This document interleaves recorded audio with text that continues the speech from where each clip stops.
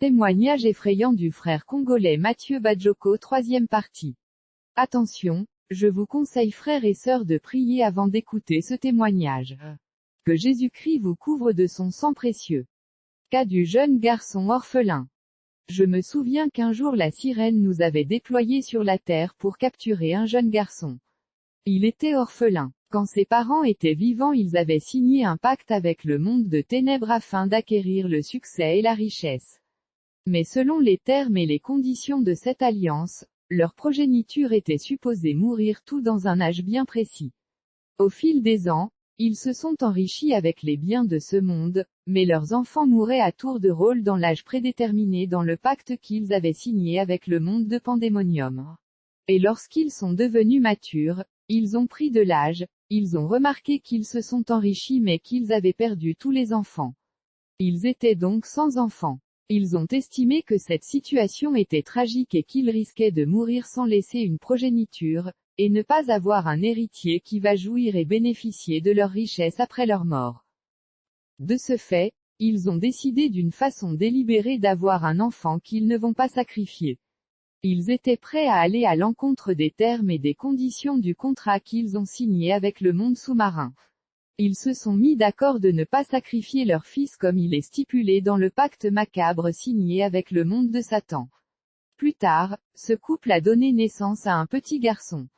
Et quand le garçon a grandi et a atteint l'âge de la mort prédéterminée dans cet accord et pacte satanique, il était supposé mourir mais ses parents ont refusé d'obtempérer à la demande du monde maléfique de Lucifer.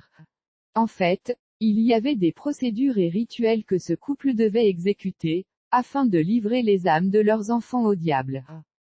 Ils étaient donc censés exécuter le rituel par lequel l'enfant devait tomber malade et ensuite mourir sans suspicion. Mais ce couple a fait savoir au royaume de Pandémonium et aux esprits maléfiques qu'ils ne sacrifieront pas leur fils. Le monde infernal de Satan les a avertis qu'ils mourraient, à moins qu'ils ne sacrifient l'enfant comme signé dans l'accord. Et malgré l'avertissement des esprits maléfiques du monde infernal, ce couple a choisi de mourir à la place de leur fils, car ils ont estimé qu'ils étaient déjà vieux et donc ils ont accepté les conséquences qui vont s'ensuivre.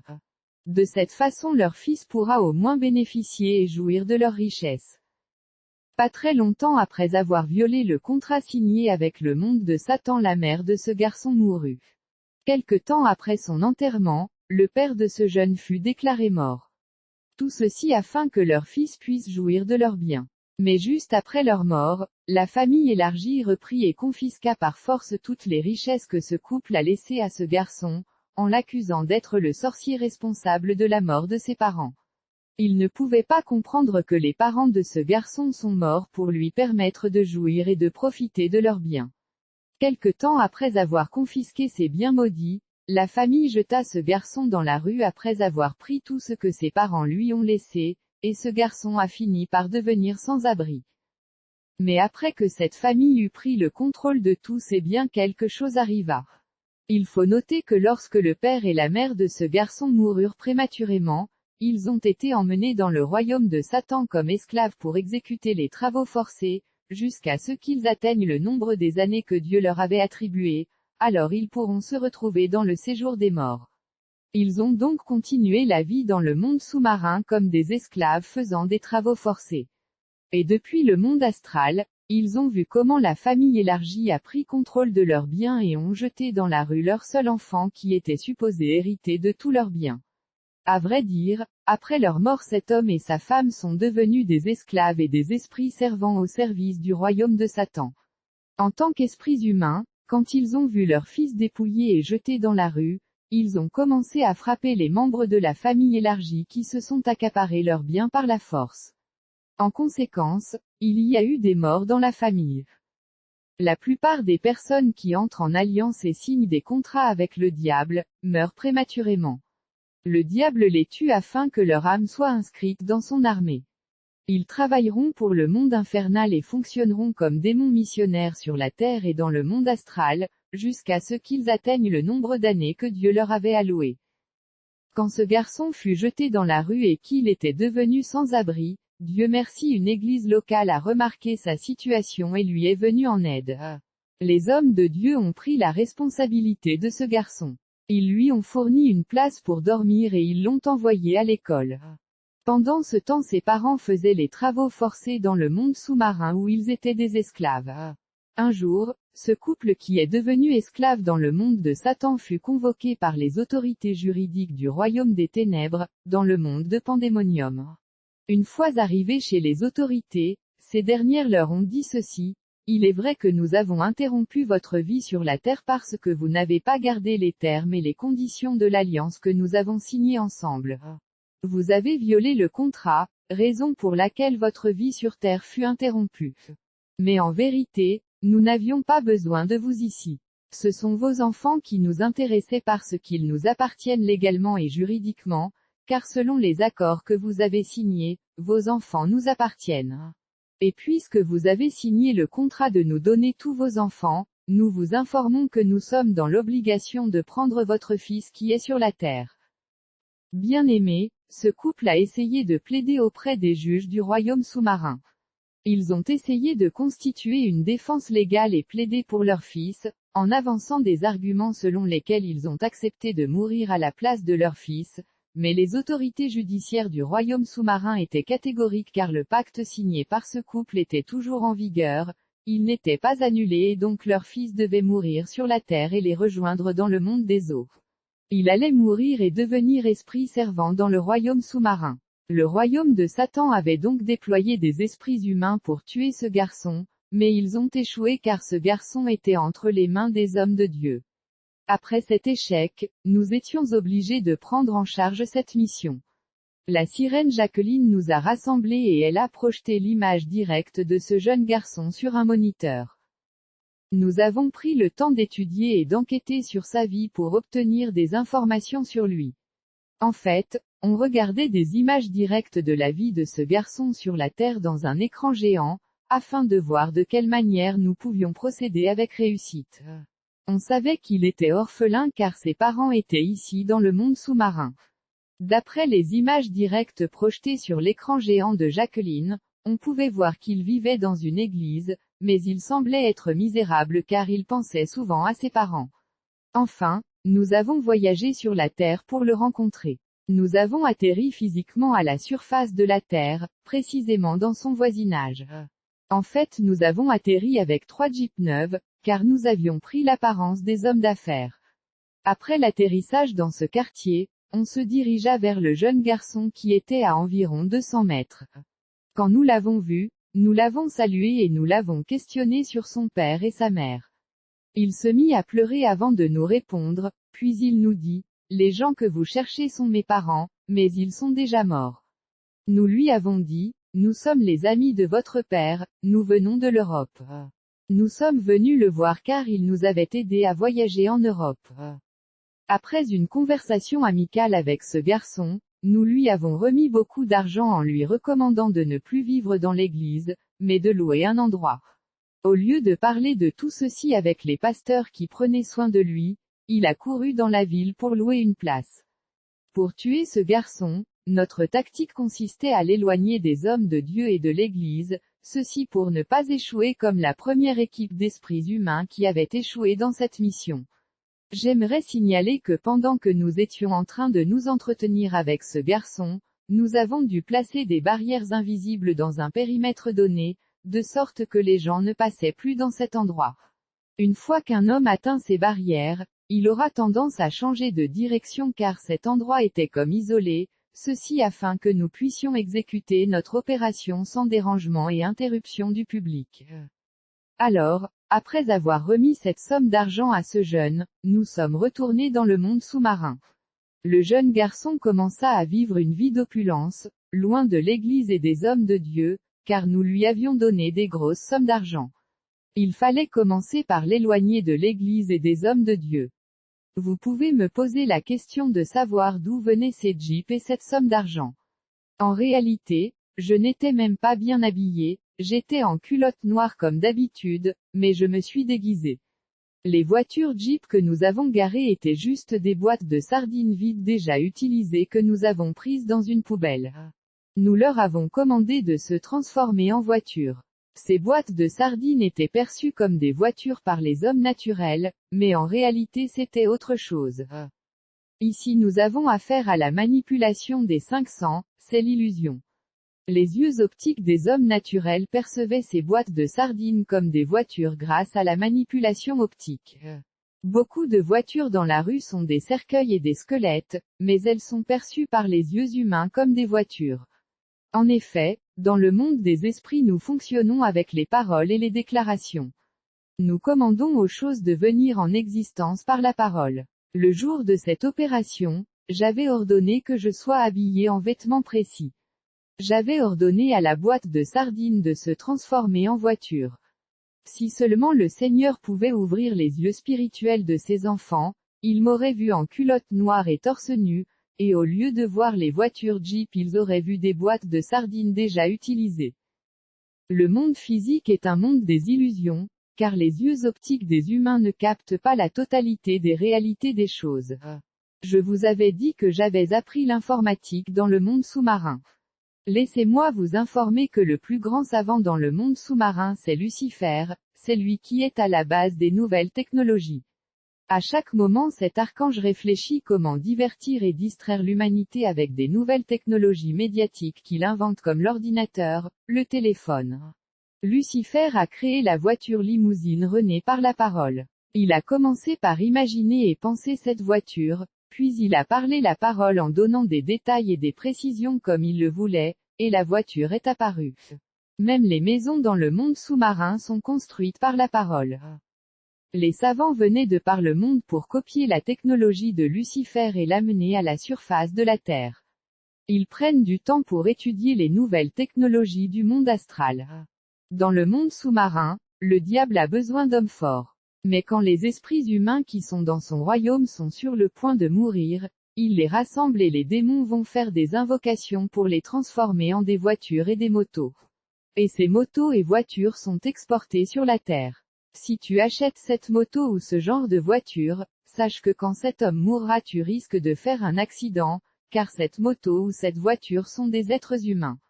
Si le Seigneur pouvait ouvrir tes yeux pour voir la réalité des voitures que tu envies dans le boulevard, tu serais choqué.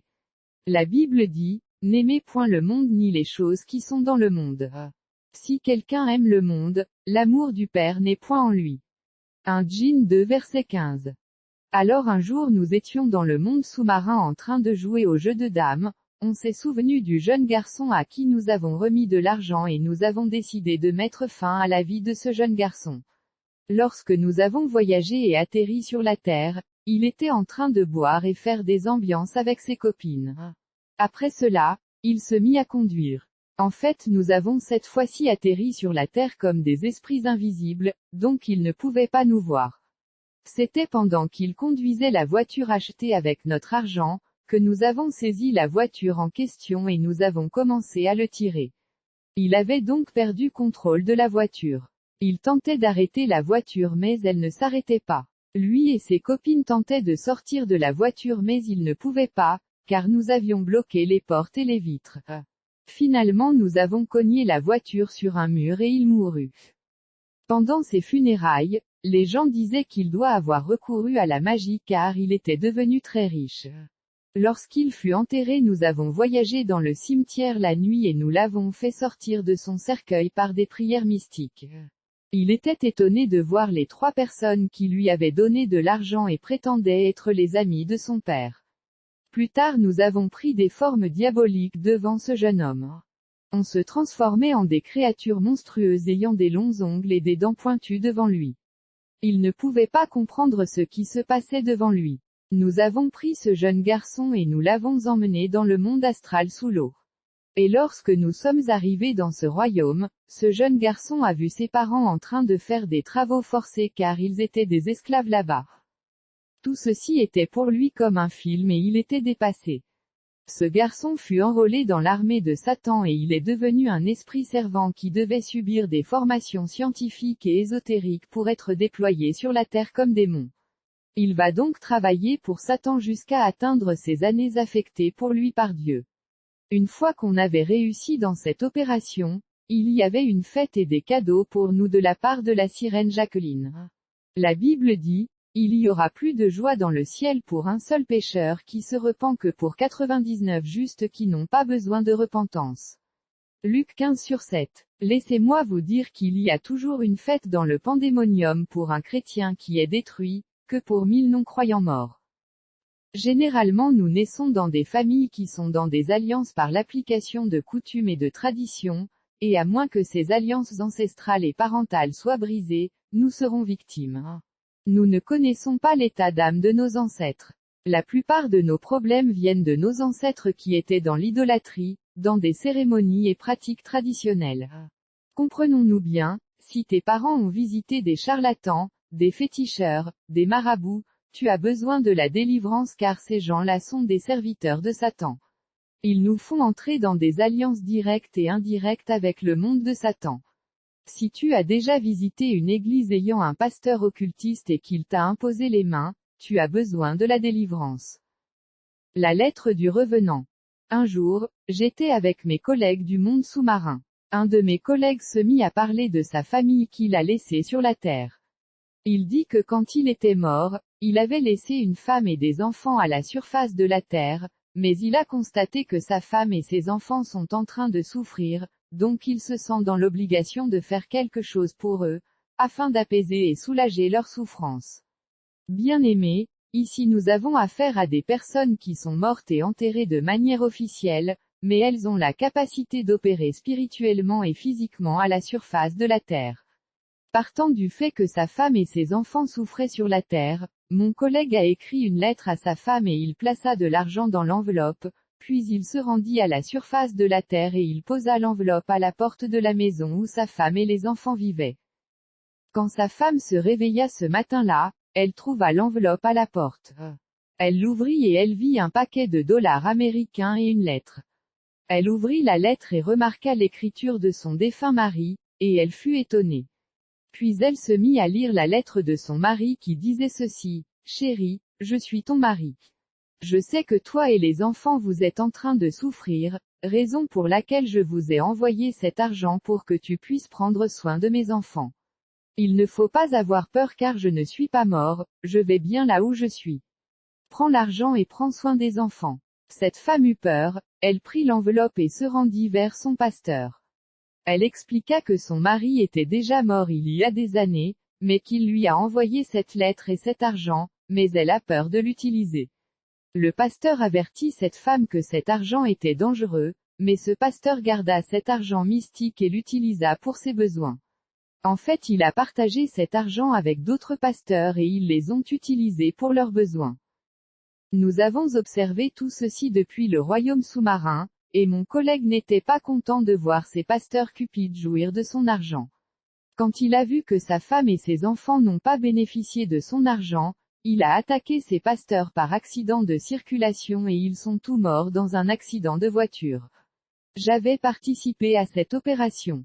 Plus tard, mon ami a de nouveau voyagé à la surface de la terre avec une enveloppe et il déposa cette enveloppe devant la porte de la maison de sa famille. En fait, il a écrit à sa femme une autre lettre qui dit ceci: « Chérie, si vous ne voulez pas utiliser mon argent, laissez mes enfants profiter de mon argent. Permettez-moi de vous informer que je suis celui qui a tué ces pasteurs qui sont morts dans un accident de la circulation, parce qu'ils ont dépensé mon argent pour leurs besoins. » Pour une deuxième fois, cette femme a pris cette enveloppe contenant des notes d'argent chez un autre pasteur. Lorsque ce pasteur a lu la lettre, en particulier la partie où elle parle de la mort des pasteurs par accident, il a eu peur. Il ne voulait pas garder ou même toucher cet argent. La dame est retournée à la maison avec l'argent qu'elle a utilisé pour prendre soin des enfants, et rien de mauvais ne leur est arrivé. Alors c'était devenu une habitude pour mon collègue de déposer une enveloppe et de l'argent pour sa femme et ses enfants chaque semaine. L'implication était que cette femme ne pouvait pas se marier, car son mari qui était mort s'occupait d'elle. Ceux qui ont essayé de s'unir avec cette femme en mariage étaient en train de mourir. La sirène Jacqueline décida de se débarrasser de moi. Les diverses missions que Jacqueline nous confiait devenaient de plus en plus dangereuses et à chaque fois qu'on rencontrait des chrétiens on était en danger, alors que Jacqueline nous avait assuré qu'aucune force dans l'univers ne pouvait nous défier. Comme je me sentais en danger, je commençais à manquer du respect à la sirène Jacqueline. Par conséquent, elle décida de se débarrasser de moi. Le fait qu'elle avait décidé de ne pas me tuer était un miracle. Plus tard, elle a ordonné à son personnel de trouver une solution sur mon sort.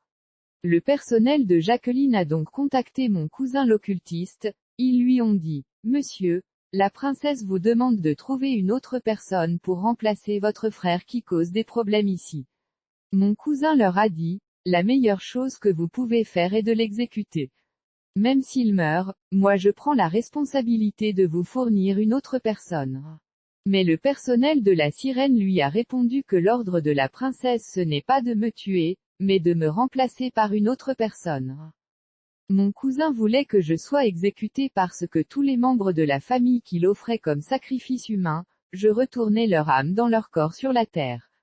Il ne pouvait plus sacrifier les membres de notre famille. Il y avait donc un débat entre le personnel de la sirène et mon cousin. Le personnel de la sirène proposait de me rendre fou et me jeter dans un quartier sur la terre où je ne suis pas connu. Mais mon cousin était opposé à cette idée, affirmant que la famille et les amis peuvent me reconnaître et cela sera préjudiciable pour lui. Donc il n'y avait pas d'accord sur ce qu'il fallait faire. Alors que cette réunion se poursuivait, soudainement un homme d'affaires qui habite sur la terre était venu voir la sirène Jacqueline.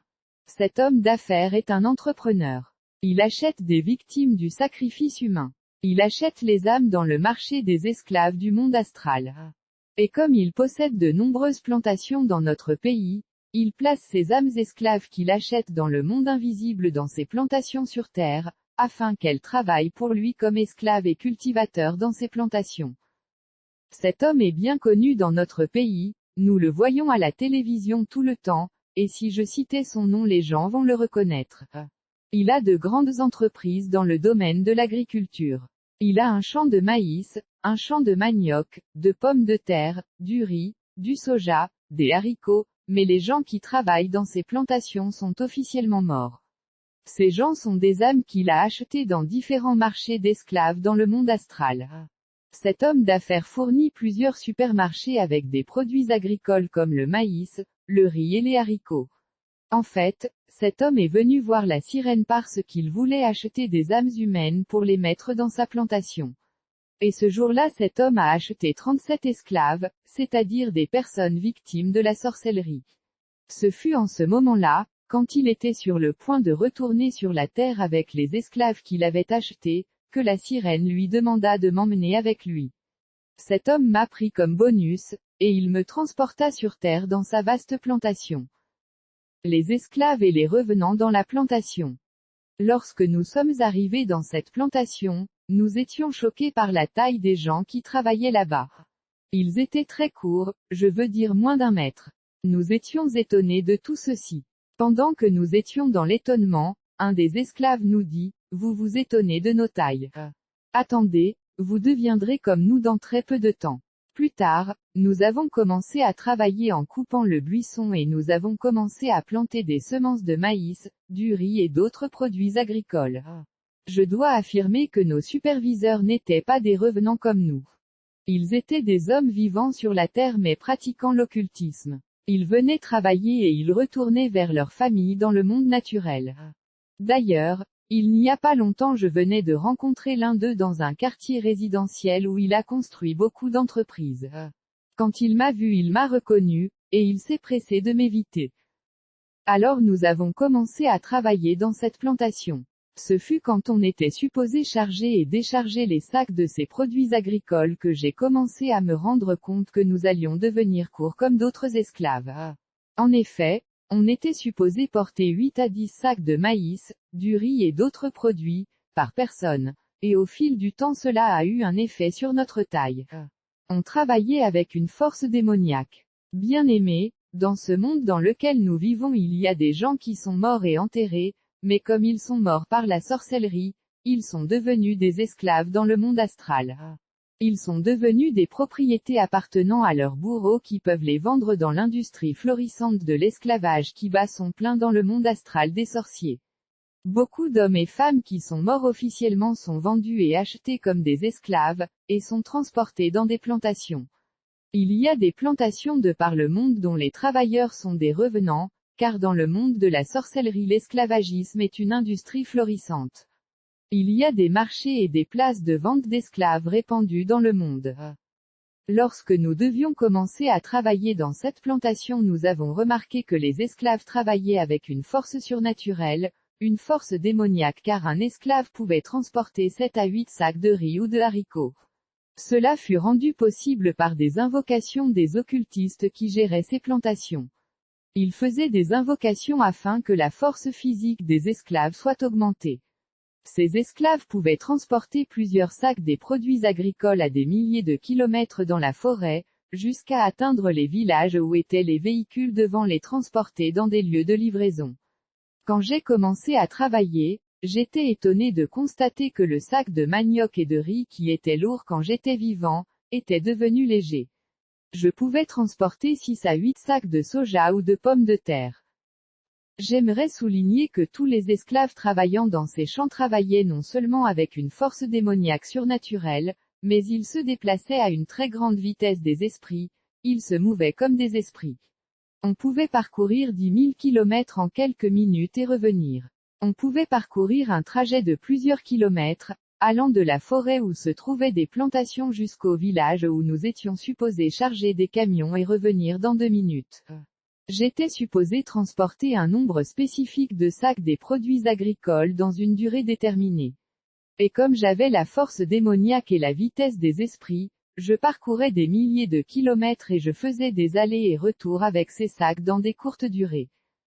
Ces plantations étaient profondément à l'intérieur de la forêt et quand on atteignait les villages des déchargements, nous étions perçus par les villageois comme des porteurs normaux. Ils ne pouvaient pas suspecter que nous étions des revenants qui travaillaient comme des esclaves dans des champs de plantation à l'intérieur de la forêt. C'était après les premières récoltes et le chargement des camions que nous sommes devenus courts comme les esclaves que nous avions trouvés dans ces plantations. En travaillant dans ces plantations, on voyait souvent des chasseurs mais ils ne pouvaient nous voir. Il y avait d'autres cultivateurs qui venaient aussi dans la forêt pour cultiver, et comme ils ne voyaient pas notre plantation, ils détruisaient nos produits sans le savoir. Ils ne pouvaient pas voir nos plantations qu'ils piétinaient et donc parfois ils causaient des dégâts. Les forêts cachent beaucoup de mystères et il y a des esprits qui sont actifs dans les forêts. Souvent les chefs coutumiers des villages avoisinants interdisaient les chasseurs et les cultivateurs de pénétrer dans notre zone dans la forêt, en les prévenant des activités des esprits. Ils ne pouvaient pas leur dire toute la vérité. Ils connaissaient l'existence de plantations mystiques dans la forêt, et les esclaves et les revenants qui y travaillaient, mais ils ne pouvaient pas le dire aux villageois. Il était interdit aux chasseurs et autres de s'attarder dans la forêt. Il y avait un chasseur qui travaillait dans la forêt pour attraper les animaux. Il ne nous voyait pas, mais on voyait comment il installait des pièges et on l'aidait en poussant des animaux dans ces pièges. Plus tard il a voulu s'installer dans la forêt pour quelque temps, mais il s'est mis à couper les arbres sans savoir qu'il coupait et détruisait nos produits agricoles. Ceci a causé la colère parmi les esclaves cultivateurs. Ils ont résolu de le tuer. Un esclave est entré dans son corps et l'a poussé à la mort. Les esclaves qui travaillaient dans ce champ tuaient les personnes qui venaient les déranger. C'est comme ça qu'un papa qui venait pour l'huile de palme était mort par accident causé par un esclave qui coupa la corde par laquelle il grimpait le palmier. La forêt est un endroit où sont actifs les démons. Les funérailles de mon père. Quand j'étais dans le monde sous-marin travaillant pour la sirène Jacqueline, mon cousin avait sacrifié un nombre de personnes qui étaient les membres de notre famille, mais je retournais leurs âmes dans leur corps. Il ne pouvait plus sacrifier des membres de la famille car je combattais et je défendais la famille. Mais lorsque j'ai été emmené dans cette plantation, je ne pouvais plus me battre pour la famille dans le monde invisible. Dans le monde sous-marin chez Madame Jacqueline j'étais privilégié, mais dans cette plantation je n'étais qu'un esclave. Par conséquent mon cousin profita de cette opportunité et se mit à sacrifier des membres de ma famille. Dans une seule année il avait tué 6 personnes dans la famille, y compris mon père. Lors de la mort de mon père, je fus autorisé par le gérant de la plantation qui était le propriétaire des esclaves, à aller assister aux funérailles de mon père. Je suis allé physiquement participer aux funérailles de mon père en assumant une fausse identité. Il ne pouvait pas me reconnaître car j'ai prétendu être un ami de mon père. Je suis allé dans ces funérailles accompagné de quelques collègues et esclaves qui travaillaient dans la plantation avec moi. Nous y sommes allés physiquement en assumant des apparences de gens inconnus. Nous avons prétendu être les amis de mon père et nous avons dépensé beaucoup d'argent dans ces funérailles.